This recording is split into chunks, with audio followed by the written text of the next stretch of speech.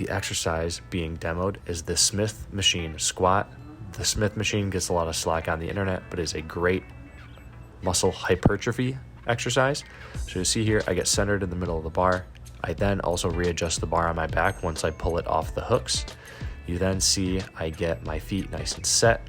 I start the slow descent with a slight hip hinge or pushing the hips slightly back while maintaining a neutral spine. You'll then see I start to decline slowly into the squat, going for a good 3 to 4 second count here. You will notice I also drive the knees forward quite a bit. This is definitely on purpose. This will target the quads a little heavier.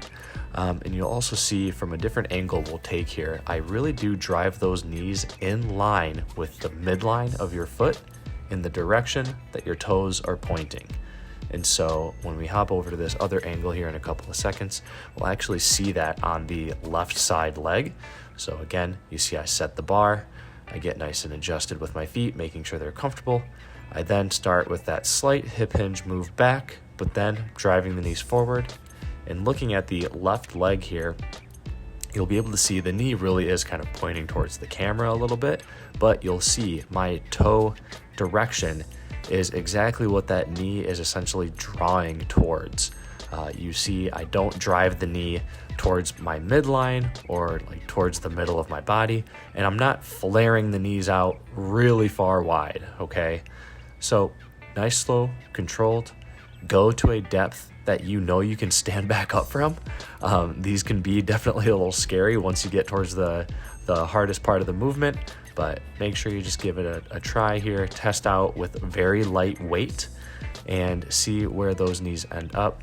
The last tip I'll give you here is to really try to maintain the body weight pressure on the bottoms of your feet equally throughout the foot. So thinking about the heel, the toe, and the big toe. And so as you start to drop into this movement, drive those knees in the position that I talked about, and then really trying to maintain that whole foot pressure, you will absolutely feel this in your quads. And so coming up on the screen here to end it, we have the written version of everything I've essentially covered here. And so please do reach out or leave a comment if you do have any questions on anything I covered.